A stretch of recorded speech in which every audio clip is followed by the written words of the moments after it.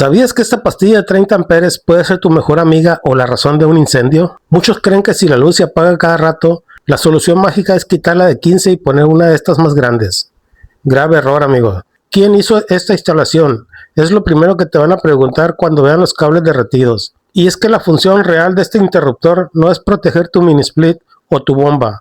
Su verdadero trabajo es proteger el cableado que va por dentro de tus muros. Para una pastilla de 30 amperes como esta, necesitas forzosamente un cable calibre 10 de cobre. Si usas un cable más delgado, el cable se va a calentar y se va a derretir mucho antes de que la pastilla sienta el rigor y decida botarse. Es una verdadera bomba de tiempo. Antes de instalarla, fíjate siempre en la capacidad de interrupción y asegúrate de que el calibre sea el adecuado para la carga que vas a conectar. No hagas instalaciones peligrosas, mejor hazlo seguro. Síguenos en Fase Cero para más consejos de electricidad residencial. Nos vemos en el siguiente tutorial, amigos. Con permiso.